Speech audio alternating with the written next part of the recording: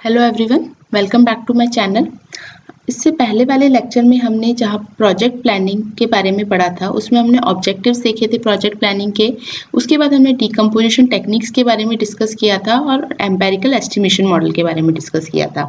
आज का जो हमारा लेक्चर होने वाला है उसमें हम डिकम्पोजिशन टेक्निक्स जो हैं उनको ही डिटेल में पढ़ने वाले हैं, जिसमें से आज वाले लेक्चर का जो मेन फोकस है वो होने वाला है work breakdown structure. Work breakdown structure क्या होता है, क्या डिकम्पोजिशन टेक्निक है ये, इसको आज के लेक्चर में हम बहुत अच्छे से डिटेल में डिस्कस करेंगे। एग्जाम पॉइंट ऑफ व्यू से काफ़ी इंपॉर्टेंट है, ठीक है। ये काफ़ी हेल्पफुल टेक्निक है जो कि हेल्प करती है प्रोजेक्ट्स को इजीली असेस करने में और उनकी एफिशिएंसी को इंक्रीज करने में, और ये इंश्योर करने में कि जो के डिलीवरेबल्स हैं उनको successfully on time on budget आप डिलीवर कर सको। तो स्टार्ट करते हैं आज का लेक्चर। सबसे पहले देखते हैं वर्क ब्रेकडाउन स्ट्रक्चर होता क्या है। तो देखो, वर्क ब्रेकडाउन स्ट्रक्चर का मतलब क्या है, जो आपका प्रोजेक्ट है, देखो प्रोजेक्ट जो होता है वो कई सारे टास्क होते हैं उसके अंदर। तो क्या होता है, उस प्रोजेक्ट को इस तरीके से ब्रेक करना, उसके वर्क को, जो प्रोजेक्ट के अंदर सब वर्क्स हैं, सब टास्क हैं, उनको स्मॉलर टास्क में इस तरीके से ब्रेक करना कि प्रोजेक्ट को मैनेजेबल और अप्रोचेबल बनाया जा सके।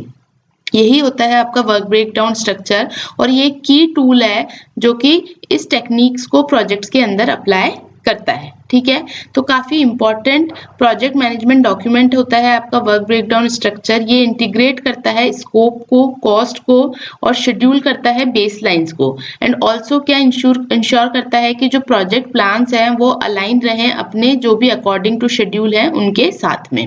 तो अगर हम इसकी एक स्टैंडर्ड डेफिनेशन देखें तो वो क्या है, वो आपके प्रोजेक्ट मैनेजमेंट इंस्टीट्यूट के अकॉर्डिंगली अगर हम जो डेफिनेशन है, जो project management book of knowledge के अकॉर्डिंगली जो डेफिनेशन है आपकी वर्क ब्रेकडाउन स्ट्रक्चर की, कैसे डिफाइन करते हैं वो वर्क ब्रेकडाउन स्ट्रक्चर को, deliverable oriented hierarchical decomposition of the work to be executed by the project team. Project team के द्वारा एग्जीक्यूट किए जाने वाला वर्क, और वो किस तरीके से डिकम्पोज्ड है, हिरारिकल डिकम्पोजिशन हो रखा है उनका, और किस तरीके का ओरिएंटेशन है उस डिकम्पोजिशन का, डिलीवरेबल ओरिएंटेड, ठीक है। मतलब जो प्रोजेक्ट है उसको आपने जो भी उसके मेजर डिलीवरेबल्स हैं उन पे क्या कर दिया, हिरारिकली डिकम्पोज कर दिया है, और अब ये डिलीवरेबल्स जो हैं इनके ऊपर जो भी काम होने वाला है वो किसके द्वारा एग्जीक्यूट हो रहा है, आपका प्रोजेक्ट टीम के द्वारा, ठीक है। तो बेसिकली आपके जो वर्क ब्रेकडाउन स्ट्रक्चर होते हैं वो दो टाइप्स के होते हैं, एक होता है आपका डिलीवरेबल बेस्ड और एक होता है आपका फेज बेस्ड, ठीक है। मोस्टली जो आपकी अप्रोच फॉलो की जाती है वो होती है आपकी डिलीवरेबल बेस्ड। देखो दोनों में मेनली अंतर कहाँ आता है, जो लेवल 1 पे जब आपका डिकम्पोजिशन होता है ना, तो जो लेवल 1 के क्या एलिमेंट्स आप आइडेंटिफाई करते हो, उन एलिमेंट्स के बेसिस पे आप देख सकते हो कि आपका जो वर्क ब्रेकडाउन स्ट्रक्चर है वो डिलीवरेबल बेस्ड है या फेज बेस्ड है। तो यहाँ पे अगर आप देखें तो यहाँ पे भी वही सेम चीज हो रही है। प्रोजेक्ट है, प्रोजेक्ट के मेन डिलीवरेबल्स जो है, मेजर डिलीवरेबल्स हैं, उनको आइडेंटिफाई किया जाता है लेवल 1 पे। फिर उन मेजर डिलीवरेबल्स को फिर और आगे जाके फर्दर डिकम्पोज किया जाता है वर्क पैकेजेस में। ये भी हम वर्क ब्रेकडाउन के जब एलिमेंट्स देखेंगे तब समझेंगे वर्क पैकेज का मतलब क्या होता है। तो जो भी मेजर डिलीवरेबल्स हैं उनको वर्क पैकेज में डिवाइड किया जाता है, डिकम्पोज किया जाता है, और आगे फिर इन वर्क पैकेजेस की जो भी एक्टिविटीज है उनको आइडेंटिफाई किया जाता है। और ये एक्टिविटीज जो है आपकी जो भी टीम होती हैं, इनके लिए पर्टिकुलरली टीम्स असाइन होती हैं, उन टीम्स के द्वारा इन एक्टिविटीज को कंप्लीट किया जाता है। तो जब ये सारी एक्टिविटीज कंप्लीट होती हैं, तो वर्क पैकेज की जब एक्टिविटीज कंप्लीट होती है तो ये वर्क पैकेज कंप्लीट होता है। और जब सारे वर्क पैकेजेस आपके कंप्लीट हो जाते हैं तो आपका डिलीवरेबल जो है वो कंप्लीट होता है या फेज कंप्लीट होता है। और जब आपके सारे फेजेस कंप्लीट हो जाते हैं तब आपका प्रोजेक्ट जाके पूरा कंप्लीट होता है, ठीक है। अब अगर हम बात करें, जो फर्स्ट है आपका डिलीवरेबल बेस्ड, तो deliverable based work breakdown structure के अंदर फोकस किस पे होता है, इंडिविजुअल टास्क पे या फिर जो प्रोजेक्ट का स्कोप है उसके पार्ट्स पे। इसका मतलब क्या है, जो टास्क है या सब टास्क है वो किस में ग्रुप्ड होते हैं, आपके प्रोजेक्ट डिलीवरेबल के अकॉर्डिंगली, ठीक है। यहाँ पे ये क्या हेल्प करता है आपको, deliverable based work breakdown structure क्या हेल्प करेगा, ट्रैक करने का प्रोग्रेस को, ठीक है ना, कि कोई भी स्पेसिफिक ऑब्जेक्टिव जो है उसके अकॉर्डिंगली आपकी कैसे प्रोग्रेस है उसको ट्रैक करने में हेल्प करता है डिलीवरेबल बेस्ड। तो जो वर्क ब्रेकडाउन स्ट्रक्चर है डिलीवरेबल बेस, इसके अंदर टास्क और सब टास्क जो होते हैं वो किसके अराउंड होते हैं, आपके प्रोजेक्ट डिलीवरेबल। अगर आप एग्जांपल देखो, जैसे अगर हाउस का कंस्ट्रक्शन करना है, ठीक है, तो यहाँ पे हमें पता है कि वर्क जो हमारा 100% होना चाहिए और बजट हमको यहाँ पे अलोकेट कर रखा है। तो यहाँ पे हमने क्या कर दिया, कंस्ट्रक्शन ऑफ हाउस में डिलीवरेबल्स क्या होंगे उसके अकॉर्डिंगली हमने इसको डिकम्पोज कर दिया, इसके वर्क ब्रेकडाउन स्ट्रक्चर को, कि इंटरनल कुछ डिलीवरेबल्स हैं, कुछ फाउंडेशन डिलीवरेबल्स हैं और कुछ एक्सटर्नल डिलीवरेबल्स हैं। इंटरनल में क्या हो गया, जैसे इलेक्ट्रिक का काम हो गया, इलेक्ट्रिसिटी का काम हो गया, प्लम्बिंग का काम हो गया, फाउंडेशन में हो गया आपके स्टील के इरेक्शंस के काम हो गया, ठीक है ना, एक्सकेवेट का काम हो गया। एक्सटर्नल में क्या हो जाएंगे, मैसनरी वर्क्स हो जाएंगे, ठीक है, और आपकी जो बिल्डिंग की फिनिशेस हैं, जो भी फाइनिंग हो जाएगा, जो आपका एक्सटीन डेकोर होता है, वो सब एक्सटर्नल उसमें आ जाएगा आपके कंस्ट्रक्शन में। तो ये तरीके से अपन ने क्या करा, जो हाउस का कंस्ट्रक्शन है उसको क्या करा, 3 डिलीवरेबल्स में यहाँ पे डिकम्पोज कर दिया, और फर्दर फिर क्या होंगे, इन डिलीवरेबल्स के जो होंगे फर्दर एलिमेंट्स होंगे जिनको आप कंप्लीट करोगे। इसी तरीके से अगर आप देखो फेज बेस्ड अगर वर्क ब्रेकडाउन स्ट्रक्चर की बात करें, तो इसके अंदर जो है आपका ब्रेकडाउन किसके बेसिस पे होता है, वर्क का बाय टाइमलाइन। टाइमलाइन के अकॉर्डिंगली आपका जो होता है यहाँ पे वर्क ब्रेकडाउन होता है। यहाँ पे टास्क जो होते हैं वो ग्रुप्ड होते हैं according to project life cycle phases, जैसे कि initiation, planning, execution, testing, deployment, maintenance. इसका मतलब क्या है कि जो भी आपका प्रोजेक्ट है उसके अंदर आप क्या करते हो, फेजेस में उनको डिवाइड कर देते हो कि किन फेजेस में आपका प्रोजेक्ट कंप्लीट होगा। अगर एग्जांपल आप देखो तो जैसे अगर हमें हाउस का कंस्ट्रक्शन करना है, तो हाउस के कंस्ट्रक्शन में क्या होगा, सबसे पहले डिजाइन होगी, ठीक है ना, इसके बाद उसका प्रोक्योरमेंट होगा कि क्या इलेक्ट्रिकल, प्लम्बिंग, क्या क्या सामान आपको चाहिए, कंस्ट्रक्शन, इंटीरियर और एक्सटीरियर कंस्ट्रक्शन कैसा होगा, इंस्पेक्शन में जो भी वर्क्स हैं, फिनिशेस हैं, उनको देखा जाएगा, और टर्नओवर में कि कितना वॉक थ्रू किया जाएगा, कितना आपने एस्टिमेट किया था बजट और एक्चुअल में आपका कितना लगा है, और लास्ट में क्या होगी, क्लोजिंग होगी। तो यहाँ पे आपने क्या करा, पहले वाले में तो आपने कंस्ट्रक्शन ऑफ हाउस को किस में डिवाइड किया था कि क्या क्या डिलीवरेबल्स होंगे, और यहाँ पे जबकि आपने कंस्ट्रक्शन ऑफ हाउस को किस तरीके से डिवाइड किया इसके वर्क ब्रेकडाउन स्ट्रक्चर्स को, कि क्या फेजेस आपको कंप्लीट करने होंगे टू कंस्ट्रक्ट अ हाउस। अब हम बात करते हैं कैरेक्टरिस्टिक्स की। कैरेक्टरिस्टिक्स क्या होती हैं वर्क ब्रेकडाउन स्ट्रक्चर्स की, तो देखो जो बेसिकली आप देखें ना तो प्रोजेक्ट पे डिपेंड करता है, हर प्रोजेक्ट का थोड़ा थोड़ा क्या होता है, वर्क ब्रेकडाउन स्ट्रक्चर्स जो होते हैं स्लाइटली डिफरेंट होते हैं। क्यों, क्योंकि डिपेंड करता है कि प्रोजेक्ट का एग्जिस्टिंग वर्क फ्लो क्या है, ठीक है ना, आपका जो टीम का साइज है वो क्या है, ठीक है, और किस टाइप के प्रोजेक्ट पे काम किया जा रहा है। लेकिन फिर भी कुछ कॉमन कैरेक्टरिस्टिक्स हैं जो आपकी हर वर्क ब्रेकडाउन स्ट्रक्चर में मिलती हैं। उसमें फर्स्ट कॉमन कैरेक्टरिस्टिक्स हो जाती है आपकी हिरार्किकल स्ट्रक्चर, ठीक है। हिरार्किकल स्ट्रक्चर में क्या होता है, जो भी प्रोजेक्ट है उसको आप क्या करते हो, हिरार्की ऑफ डिलीवरेबल्स या टास्क के अंदर डिवाइड कर देते हो, जिसमें टॉप लेवल पे आपके मेजर डिलीवरेबल्स होते हैं और लोअर लेवल पे स्मॉलर या फिर मैनेजेबल टास्क होते हैं, और इन मैनेजेबल टास्क को ही कंप्लीट करके आप मेजर डिलीवरेबल्स को यहाँ पे क्या करते हो, डिलीवर करते हो। इसके अलावा और क्या कैरेक्टरिस्टिक्स होती है, यूनिक आइडेंटिफायर।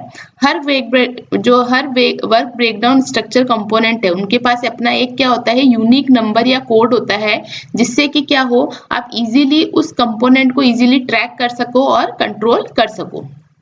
इसके अलावा थर्ड कैरेक्टरिस्टिक होती है डिफाइंड स्कोप, जिसके अंदर जो वर्क ब्रेकडाउन स्ट्रक्चर है उसका स्कोप जो होता है, प्रोजेक्ट स्कोप जो होता है क्लियरली डिफाइन होता है। और कैसे डिफाइन होता है, जितने भी टास्क है उस ऑब्जेक्टिव को, पर्टिकुलर स्पेसिफिक ऑब्जेक्टिव को मीट करने के लिए जो भी टास्क है उनको आप क्या कर देते हो, यहाँ पे लिस्टिंग कर देते हो।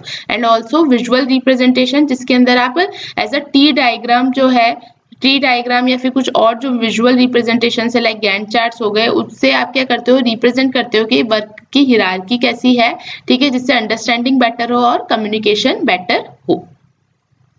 अब है कैसे वर्क ब्रेकडाउन स्ट्रक्चर को क्रिएट किया जाए। तो देखो कुछ स्टेप्स होते हैं जिसके थ्रू आप क्या करते हो, वर्क ब्रेकडाउन स्ट्रक्चर्स को क्रिएट करते हो, जिसमें फर्स्ट होता है प्रोजेक्ट को डिफाइन करना, उसके बाद होता है उसकी बाउंड्रीज को सेट करना, देन क्या प्रोजेक्ट के डिलीवरेबल्स होने वाले हैं, क्या प्रोजेक्ट के फेजेस होने वाले हैं, वो डिपेंड करता है किस तरीके का वर्क ब्रेकडाउन स्ट्रक्चर आप बनाने वाले हो।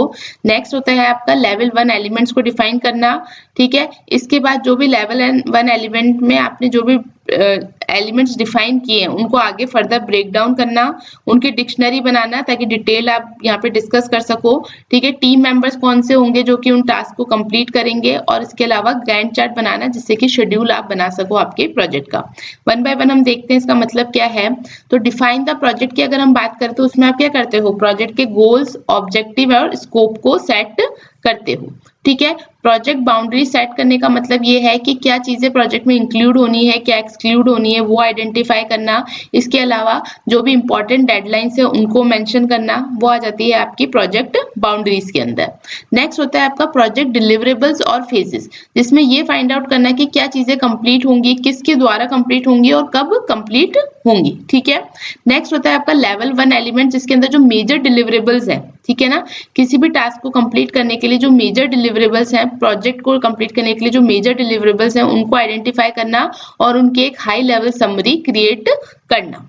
इसके बाद जब ये लेवल 1 एलिमेंट्स डिफाइन हो जाते हैं, इनको आगे क्या करते हैं, फर्दर ब्रेक डाउन करते हैं, यानी कि जो भी आपके हायर लेवल एलिमेंट्स हैं उनको और स्मॉलर और मैनेजेबल टास्क में डिकम्पोज करते हैं और इसमें ये भी आइडेंटिफाई करते हैं कि कितने लेवल तक का आपको डिकम्पोजिशन करना है। इसका मतलब ये है कि आपको एक डिकम्पोजिशन को कहाँ रोकना है।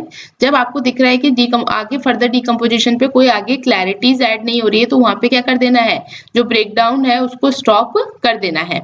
ऑल्सो क्या कर सकते हैं, WBS डिक्शनरीज क्रिएट करते हैं, जिसके अंदर हम क्या करते हैं, जितने भी हमने टास्क और डिलीवरेबल्स आइडेंटिफाई किए हैं उनके डिस्क्रिप्शंस को यहाँ पे प्रोवाइड करते हैं।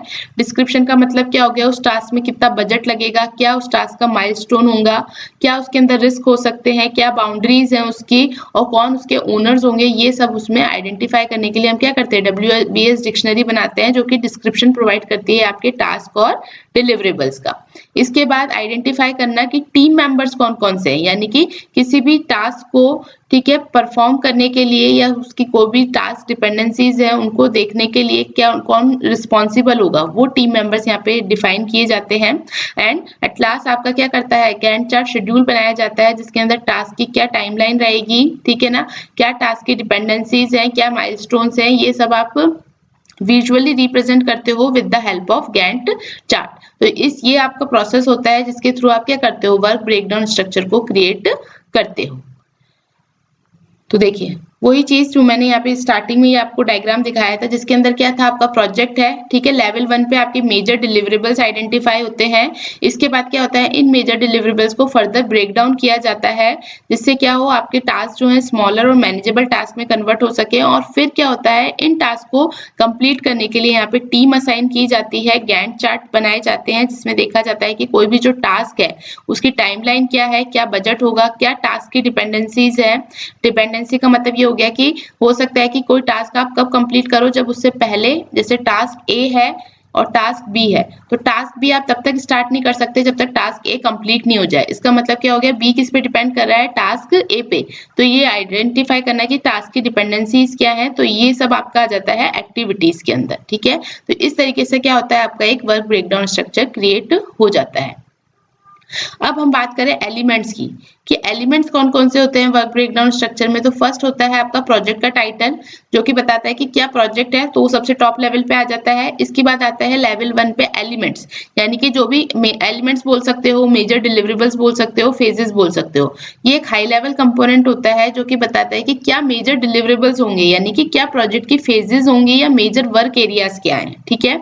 वर्क पैकेज क्या होता है, वर्क पैकेज आपका आता है मेजर डिलीवरेबल के बाद, जो कि लोएस्ट लेवल एलिमेंट्स होता है, जो कि स्पेसिफिक टास्क और एक्टिविटीज को डिफाइन करता है, ठीक है ना। तो बेसिकली जो वर्क पैकेजेस होते हैं, मैनेजेबल यूनिट ऑफ वर्क होती है, जो कि किसको असाइन होती है, आपकी टीम्स को या फिर इंडिविजुअल्स को, ठीक है। WBS डिक्शनरीज जो होती है एक सपोर्टिंग डॉक्यूमेंट है, जो कि प्रोवाइड करता है detailed information about your each work package, जिसमें स्कोप आ जाएगा, उसका डिलीवरेबल्स क्या है, टाइमलाइंस क्या है, रिस्पॉन्सिबिलिटीज क्या है, क्या कॉस्ट है, रिस्क है। बेसिकली एक डिटेल्ड इंफॉर्मेशन प्रोवाइड कराना आपके वर्क पैकेजेस की, वो आ जाती है आपकी WBS डिक्शनरी में। इसके बाद जो आता है आपका होता है यूनिक आइडेंटिफायर बोल लीजिए, कोड्स बोल लीजिए, नंबर्स बोल लीजिए। तो जो आपने डिवाइड किया उसके अंदर जो भी एलिमेंट्स आपके आ रहे हैं, हर एक एलिमेंट या हर एक वर्क पैकेज को एक यूनिक कोड असाइन किया जाता है, जो कि हेल्प करता है उस वर्क पैकेज को ट्रैक करने में, उसके जो भी प्रोग्रेस है उसको रिपोर्ट करने में और उस पैकेज को कंट्रोल करने के अंदर। लास्ट आपका एलिमेंट होता है डिपेंडेंसी, जो कि ऑप्शनल होता है, लेकिन बेसिकली ये एलिमेंट क्या बताता है कि क्या रिलेशनशिप्स है टास्क के बीच में, ये बताना कि कौन सा टास्क पहले कंप्लीट होगा, उसके बाद कौन सा टास्क स्टार्ट होगा। तो विजुअली इसको जनरली रिप्रेजेंट किया जाता है, जिसके लिए यूज किया जाता है गैंट चार्ट। तो ये एलिमेंट्स है आपके वर्क ब्रेकडाउन स्ट्रक्चर के।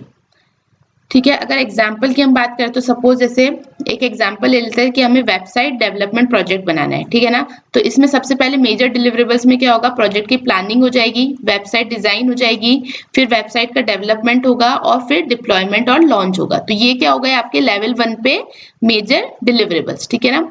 इसके बाद क्या होते हैं, वर्क पैकेजेस में आपके डिवाइड होते हैं, यानी कि लोएस्ट लेवल होता है जिसके अंदर आप क्या करते हो, स्मॉलर और मैनेजेबल टास्क डिफाइन करते हो किसी भी मेजर डिलीवरेबल को कंप्लीट करने के लिए। तो जैसे प्रोजेक्ट प्लानिंग अगर हमको करनी है तो इसमें हम क्या बताएंगे, प्रोजेक्ट के स्कोप को डिफाइन करेंगे, कौन कौन से स्टेक होल्डर्स हैं वो आइडेंटिफाई करेंगे, प्रोजेक्ट का प्लान क्रिएट करेंगे और जो भी रिसोर्सेज चाहिए वो यहाँ पे एलोकेट किए जाएंगे। इसके बाद वेबसाइट डिजाइन जो फेज होगा उसके अंदर वायर फ्रेम्स क्रिएट होंगे, वेबसाइट मॉकअप जो है वो डिजाइन करेंगे, ठीक है ना, और क्लाइंट के अप्रूवल्स लेंगे फॉर योर वेबसाइट डिजाइन, ठीक है ना, कि इस तरह की वेबसाइट हमारी दिखेगी। डिजाइन अप्रूवल के बाद क्या होता है, नेक्स्ट फेज स्टार्ट होगा जिसके अंदर डेवलपमेंट होगा। डेवलपमेंट में क्या होगा, यहाँ पे सेटअप होगा आपका होस्टिंग और सर्वर का, जो फ्रंट एंड है वो डेवलप होगा, बैक एंड डेवलप होगा, इंटीग्रेशन कंप्लीट होगा और बग फिक्सिंग की जाएगी, ठीक है। तो बग फिक्सिंग यहाँ पे की जाती है जब आप इंटीग्रेट कर देते हो आपके फ्रंट एंड और बैक एंड को, ओके। लास्ट आपका होता है डिप्लॉयमेंट एंड लॉन्च। तो डिप्लॉयमेंट एंड लॉन्च का मतलब क्या हो गया, जब आपकी वेबसाइट बनके रेडी हो गई है तो उसको क्या किया जाता है, उसको फाइनली डिप्लॉयमेंट किया जाता है उसका सर्वर के ऊपर, ठीक है। और यहाँ पे क्या होता है, क्लाइंट को हैंड ओवर की जाती है वेबसाइट, उसकी ट्रेनिंग की जाती है ताकि क्लाइंट जो है वेबसाइट को करेक्टली वर्क कर सके, उसके ऊपर उसको ऑपरेट कर सके, एंड ऑल्सो कुछ जो लॉन्च सपोर्ट प्लान है उनको यहाँ पे पोस्ट किया जाता है, ठीक है ना।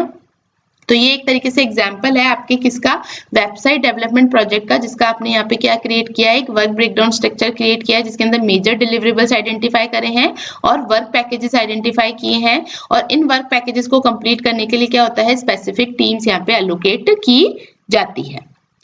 अब देखो किस तरीके से ये जो वर्क ब्रेकडाउन स्ट्रक्चर है वो हेल्प करता है प्रोजेक्ट मैनेजर को। तो देखो अगर आपका जो प्रोजेक्ट है उसका एक बहुत प्रॉपर वर्क ब्रेकडाउन स्ट्रक्चर बना हुआ है तो हेल्प करेगा मैनेजर को ये आइडेंटिफाई करने में और ये स्टैब्लिश करने में कि क्या टास्क के बीच में डिपेंडेंसीज हैं, क्या पोटेंशियल रिस्क हो सकते हैं, कैसे उनको मिटिगेट किया जाए, ठीक है ना।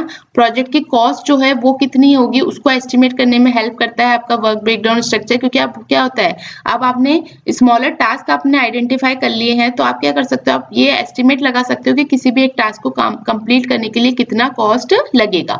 ऑल्सो प्रोजेक्ट शेड्यूल क्या होगा, ठीक है ना, वो डेवलप किया जाता है, ठीक है। प्रोजेक्ट की टाइमलाइन को डिटरमाइन कर सकते हो, प्रोजेक्ट के जो रिसोर्सेज है उनकी प्लानिंग की जा सकती है, एंड ऑल्सो जो भी टास्क और रोल्स है उन्हें असाइन किया जा सकता है, और जो प्रोग्रेस है आपके प्रोजेक्ट की जो भी प्रोग्रेस है उसको ट्रैक किया जा सकता है with the help of work breakdown structure. अब कई सारे तरीके हैं जिनसे आप वर्क ब्रेकडाउन स्ट्रक्चर्स को प्रेजेंट कर सकते हो, जिसमें कुछ जो पॉपुलर्स हैं वो है जैसे हिरार्किकल आउटलाइन। जैसे कि आपने देखा होगा बुक होती है उसके अंदर हमारे जो टेबल ऑफ कंटेंट्स होते हैं ना, तो मेन टॉपिक या जो भी मेन टास्क है वो और उसके साथ जो सब टास्क है उनको आइडेंटिफाई करना, तो एक तरीके से बुक ऑफ कंटेंट्स के वे में रिप्रेजेंट करना। तो ये बहुत इजी होता है और अपडेट करना इसको काफी इजी होता है। दूसरा तरीका है कि आप ट्री डायग्राम, ठीक है ना, नेक्स्ट है आपका ट्री डायग्राम जिसके अंदर एक फ्लो चार्ट के तरीके से आप क्या करते हो, विजुअली रिप्रेजेंट करते हो, टॉप टू बॉटम यहाँ पे आप चलते हो और लेफ्ट टू राइट चलते हो, टास्क को यहाँ पे डिवाइड करते जाते हो, सब टास्क बनाते जाते हो और आपकी यहाँ पे अदर फर्दर एक्टिविटीज बनती जाती है, ठीक है ना। तो काफी ग्रेट वे है आपका स्ट्रक्चर को, रिलेशनशिप्स को क्लियरली डिफाइन करने का। नेक्स्ट होता है आपका टेबल फॉर्मेट, जिसके अंदर आप एक मैट्रिक्स फॉर्म यानी कि रो और कॉलम में आप आइडेंटिफाई करते हो। एक तरीके से कॉलम्स में आइडेंटिफाई होता है कि क्या आईडी है, क्या टास्क का नेम होने वाला है, डिस्क्रिप्शन क्या होगा, कौन ओनर है, स्टार्ट और एंड डेट्स क्या है। तो ये काफी हेल्पफुल होता है आपका और काफी इसको सिस्टमेटिकली आप क्या कर सकते हो, ट्रैक कर सकते हो। नेक्स्ट होता है आपका माइंड मैप। माइंड मैप के अंदर क्या होता है, आपका सेंट्रल आइडिया होता है यानी कि जो प्रोजेक्ट होता है वो होता है यहाँ पे, और उससे क्या होती है, कनेक्टेड ब्रांचेस होती हैं जो कि बताती है कि क्या डिलीवरेबल्स रहेंगे, क्या टास्क रहेंगे। तो विजुअली रिप्रेजेंट कर सकते हो और ये जनरली काफी यूजफुल होता है, जो आपके ब्रेन स्टॉर्मिंग प्रोजेक्ट्स होते हैं उसके लिए यूजफुल किया माना जाता है। नेक्स्ट है आपका गैंट चार्ट। गैंट चार्ट क्या होता है, एक तरीके से टाइमलाइन बेस्ड व्यू है, ठीक है ना। ये बेसिकली आपको क्या बताता है कि जो टाइमलाइन क्या रहेगी, किसी भी पर्टिकुलर टास्क को कंप्लीट कब होगा, ठीक है, क्या उस टास्क की डिपेंडेंसी रहेगी दूसरे टास्क के ऊपर, वो बताई जाती है गैंट चार्ट पे। तो एक तरीके से कैलेंडर व्यू होता है जिसके अंदर यहाँ पे इस तरीके से बताया जाता है कि किसी भी टास्क को कंप्लीट होने में कितना टाइम लगेगा, क्या उस टास्क की डिपेंडेंसीज हैं और क्या डेडलाइन रहेगी। ठीक है, लास्ट होता है आपका WBS डिक्शनरी, जो कि एक सपोर्टिंग डॉक्यूमेंट होता है जो कि हर टास्क का डिटेल डिस्क्रिप्शन देता है, स्कोप, डिलीवरेबल, माइलस्टोन्स क्या होंगे, ओनर्स क्या होंगे, रिस्क क्या होंगे टास्क को लेके, वो दिखाया जाता है आपका WBS डिक्शनरी में। ठीक है, तो प्रोजेक्ट का क्या टाइप है, प्रोजेक्ट आपका स्मॉल है, मीडियम है, लार्ज है, क्रिएटिव या ब्रेनस्टॉर्मिंग प्रोजेक्ट है, हाईली रेगुलेटेड प्रोजेक्ट है, उस पर डिपेंड करता है कि किस तरीके का आपका बेस्ट सूटेड WBS फॉर्मेट रहने वाला है। जैसे अगर स्मॉल प्रोजेक्ट्स हैं तो उसमें हिरार्किकल आउटलाइन या माइंड मैप को आप यूज कर सकते हो, क्योंकि एक तो क्विकली क्रिएट हो जाता है, इजीली अपडेट हो जाता है और सिंपल थिंग्स को आप यहाँ पे रख सकते हो। अगर कोई प्रोजेक्ट मीडियम है जिसकी कॉम्प्लेक्सिटी मॉडरेट है या उसके अंदर टीम मेंबर्स मल्टीपल है, तो उसके अंदर आप क्या यूज कर सकते हो, ट्री डायग्राम और टेबुलर व्यू को आप इंटीग्रेट करके यूज कर सकते हो, क्योंकि ट्री डायग्राम आपको बताता है ओवरऑल स्ट्रक्चर शो करेगा और टेबुलर क्या बता देगा, इजीली हेल्प करेगा ट्रैक करने में कि क्या टास्क की डिटेल्स है, उसके ओनर्स क्या है और क्या डेट्स होने वाली है। लार्ज प्रोजेक्ट्स की अगर हम बात करें तो उसमें मल्टीपल फेजेस होते हैं या फिर बहुत सारी डिपेंडेंसीज होती है, तो उसके लिए हेल्पफुल होते हैं आपके गैंट चार्ट्स और WBS डिक्शनरी। गैंट चार्ट आपको बताता है जो भी शेड्यूलिंग है, कॉम्प्लेक्स शेड्यूलिंग है, उसको हैंडल करने के काम में आएगा, और डिक्शनरी जो है डिटेल डिस्क्रिप्शन देगा ताकि कोई भी डिटेल आपकी मिस ना हो। इसी तरीके से क्रिएटिव या ब्रेनस्टॉर्मिंग अगर प्रोजेक्ट्स है, जो कि R&D टाइप ऑफ प्रोजेक्ट्स हैं, उनमें आपके माइंड मैप जो होते हैं काफी हेल्पफुल होते हैं, क्योंकि ये एनकरेज करते हैं क्रिएटिव थिंकिंग को, फ्लेक्सिबल होते हैं और विजुअली एंगेजिंग होते हैं। ठीक है, लास्ट है आपका हाईली रेगुलेटेड प्रोजेक्ट्स जो होते हैं, लाइक कंस्ट्रक्शंस हो गए, एरोस्पेस टाइप प्रोजेक्ट्स हो गए या डिफेंस टाइप प्रोजेक्ट्स हो गए। वहां पे आपके ट्री डायग्राम, टेबुलर व्यू और WBS डिक्शनरी तीनों का कॉम्बिनेशन बहुत बेस्ट माना जाता है, क्योंकि ये एक तरीके से आपके क्रिटिकल टाइप के प्रोजेक्ट्स को जो है उनकी डिटेल्ड ब्रेकडाउन हमको इम्पोर्टेंट होती है यहाँ पर, तो वो हेल्प करता है आपका इन तीनों का मिक्सचर। तो समरी अगर आप देखें कि अगर स्मॉलर या सिंपल प्रोजेक्ट है तो आप सिंपली क्या है, माइंड मैप पे या सिंपल आउटलाइन पे भी स्टिक रह सकते हो, लेकिन बिग या कॉम्प्लेक्स प्रोजेक्ट्स हैं तो ट्री डायग्राम, टेबल और WBS डिक्शनरीज पे जाओ। और अगर कोई डेडलाइन ड्रिवन प्रोजेक्ट्स है तो गैंट चार्ट जो है वो बहुत हेल्प करते हैं, क्योंकि वो आपके टास्क की डेडलाइन और टाइमलाइंस को यहाँ पे बताने में यहाँ पर आपको हेल्प करेंगे। ठीक है, तो वही चीज मैंने यहाँ पे भी समझा रखी है, आप इस चार्ट को भी देख सकते हैं। सेम ही चीजें जो मैंने यहाँ डिटेल में बताया है, इसको मैंने थोड़ा शॉर्ट फॉर्म में यहाँ पे समझाने की कोशिश की है, तो ये आप जरूर देखिएगा। ठीक है, कई सारे टूल्स हैं मार्केट के अंदर जो कि हेल्प करते हैं आपको वर्क ब्रेकडाउन स्ट्रक्चर क्रिएशन में, जिसमें आ जाता है आपका माइक्रोसॉफ्ट प्रोजेक्ट, ठीक है, Lucidchart, MindMeister, Asana, Trello, Smartsheet, ClickUp, Wrike, Miro and WBS Schedule Pro. तो ये कई सारे टूल्स हैं जो कि हेल्प करते हैं WBS क्रिएशन के अंदर। तो इन टूल्स की हेल्प से आप आपके प्रोजेक्ट्स के अंदर वर्क ब्रेकडाउन स्ट्रक्चर्स क्रिएट कर सकते हो। तो वर्क ब्रेकडाउन स्ट्रक्चर में बस इतना ही। आई होप आपको समझ में आया होगा, क्लैरिटी हुई होगी वर्क ब्रेकडाउन स्ट्रक्चर क्या होता है, क्या उसके ऑब्जेक्टिव्स हैं, कैसे हेल्प करता है प्रोजेक्ट मैनेजर को वर्क ब्रेकडाउन स्ट्रक्चर एक सक्सेसफुल प्रोजेक्ट एग्जीक्यूट करने में, और क्या तरीके हैं, क्या एलिमेंट्स हैं वर्क ब्रेकडाउन स्ट्रक्चर के। तो वीडियो अच्छा लगा हो तो प्लीज वीडियो को लाइक कीजिए और चैनल को सब्सक्राइब कीजिए। Thank you.